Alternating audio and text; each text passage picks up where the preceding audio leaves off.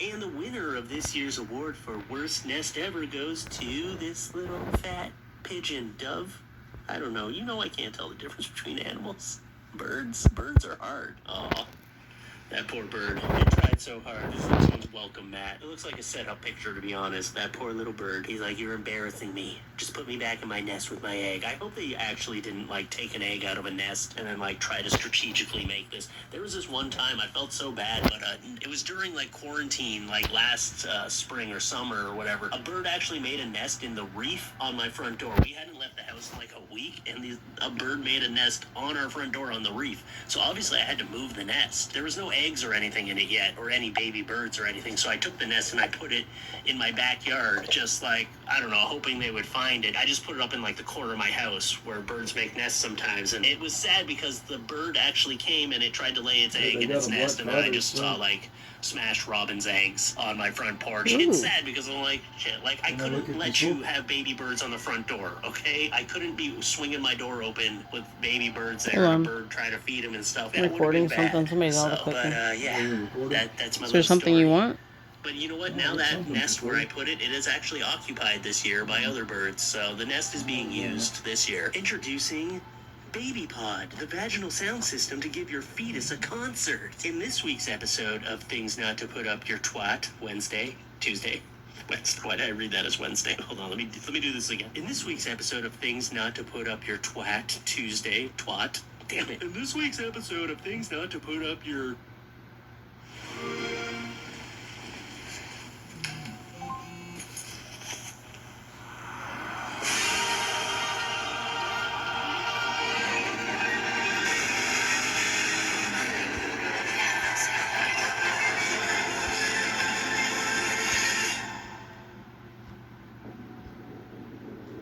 These are our dreams. In this week's episode of Things Not to Put Up Your Twat Tuesday, we have Baby Pod, the musical tampon that helps your baby somehow. It's a radio for your ladio. It's jams for your clam. iTunes for your poon. It's a subwoofer for your muffler. Okay, I'll stop. Is there a little speaker? Because that would be great if you could put it up there and then be like, hello, new baby. Hello, this is your father. I just want to say hi. You're doing great. You're developing good. All your scans were good today. That baby would be in there just freaking out like, God, is that you? You're playing music in there, and they're just sitting there like banging on the walls, just like, excuse me. Oh, that's I'm trying to sleep in here. You know, it seems like kind of a cool idea, to be honest, though. I wonder if it would actually work, because they say that you can, like, play a song for your baby while it's in your tummy. This is So crazy. we This actually guy did that literally for, created an my auto daughter. clicker and it's just We clicking played away. the same song for her while she was It's an auto in clicker that's just my clicking wife's away. belly, just to like see if it would work. And now that song actually is the biggest soother of her when she's like having a freak out or she screamed when she was a really, really young baby and she was having like a screaming fit. We would play that song and it would calm her right down. It's kind of cool. So, you know what? This seems like a crazy idea, but maybe not so much. Blank asked a question in urine therapy. So, my wife doesn't believe in UT, despite all my convincing. I use UT every day and she despises me for it, and it's driving a wedge between us. Yeah, I think drinking your own urine every day is gonna drive a wedge in any relationship you have. She winces and shudders when I'm having a glass at breakfast together every morning. And so to cut a long story short, she found out I've been sneaking in just a touch of my pee in her coffee and teas for the past few weeks. Wow. I mean, she's furious, but all I'm doing is trying to help her. She is very, very ill at the moment, and if she had been using UT for as long as me, I'm sure she wouldn't be sick at all. She's now taking the kids to her parents' house because she doesn't want me to piss in their milk. Eye roll emoji. You probably have been pissing in their milk. Don't be putting an eye roll emoji up there. You're at fault here, sir. Any advice? Anyone been in a similar position? I'm really worried for her health and I miss my children. Thanks in advance. My advice to you is to just give up on this relationship because you were pissing in her coffee. You're putting pee in her coffee. The relationship is dead. You'll be lucky if you see your children again. I'm sorry, but drinking your own urine, how can that help you? Urine is like the bad stuff in your body going out of your body, and then you're going to drink it back into your body. I could see if you were in a survival situation where you had no water and you had to drink your pee, but just doing it for fun, because you think it's going to give you health benefits. I don't know. Show me some science and I'll drink my own pee. You give me some solid science that drinking my own pee is going to cure, like, different things inside me and, like, heal my body, then sure, I'll inject it up my butt. But no, not until I see the science. If Elon Musk starts drinking his own pee and looking much younger for it, then I'll do it. If Elon Musk does it, I'll do it. I love when he says, any advice? Anyone been in a similar position? In a similar position? Have I ever snuck pee into my wife's coffee? No. No, I have never been in a similar position. Damn. There are some crazy people out there. I just can't believe there's a whole, like, Facebook group or whatever in urine therapy. What? Weird. I think I'm gonna get involved in this, actually. Maybe I'll go try to get in. Do I have to, like, drink my own pee as an initiation? Like, show a picture of you drinking your own pee to prove you're one of us. Ooh, I might go undercover. Anyway, those are the social media things I have for you today. That's about it. So, hope you enjoyed the video, and I'll see you in the next one. Bye.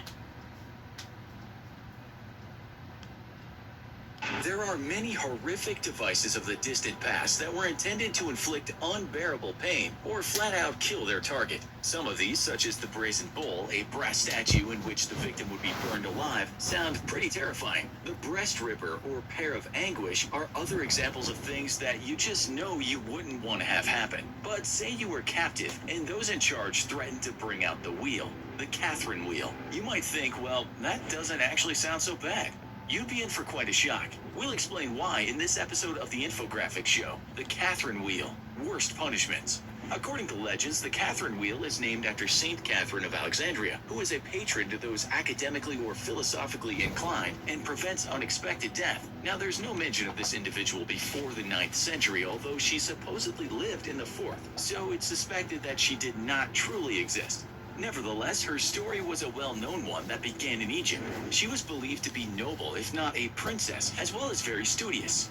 However, some might consider it less than wise that she rose up to protest the wrongs of the then Roman emperor of the time, Maxentius, who was relentlessly persecuting Christians. Maxentius allegedly selected several scholars to engage in a battle of wits with the young Catherine, but ultimately the wise men lost. As a further insult, while she was in prison for her words, Catherine managed to convert many of Maxentius's soldiers and even his wife to the Christian religion. Needless to say, that didn't exactly sit well with Maxentius. After torture in which she declared Jesus Christ her spouse, she was sentenced to death. This is when the wheel came into play, which was the intended executionary device. The story goes that it shattered at her touch, and so in desperation the emperor ultimately had her beheaded. She was then carried to Mount Sinai. Interestingly, later on, St. Joan of Arc identified Catherine's voice as one of the several she heard.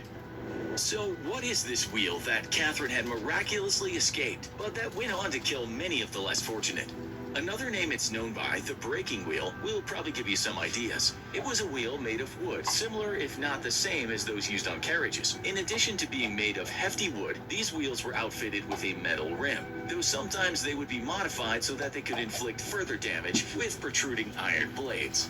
These massive wheels would then be dropped on convicts all over their body, breaking bones upon impact. Another approach was to tie a person to the wheel and hit his or her limbs with iron hammers or bars while the wheel was rotated. As long as the bones were shattered, that was all that mattered. The exact amount of wheel drops or hammer hits were already determined beforehand. This would depend on the extent of the convict's crimes, such as if they committed acts of robbery or murder. For the worst offenders, efforts were made to better match their punishment to the crimes. For example, sharp pieces of wood would sometimes be set underneath the victim to bring yet further torture. On the other hand, for those they wanted to spare the worst, they could deliver a fatal blow during the wheel dropping or iron hitting process, or right after it was over. Unfortunately, most were not so lucky, and the bone breaking was only the beginning, or step 1 of 2 or 3. Following step 1, bodies were typically threaded through the spokes of another wheel. While this would be difficult to do with a normal person, it was much easier once their limbs were broken. The wheel was then attached to a pole and displayed for all to see, much like those who had undergone crucifixion. At this point, some would be cut apart or strangled, which would finally, though painfully, end their suffering.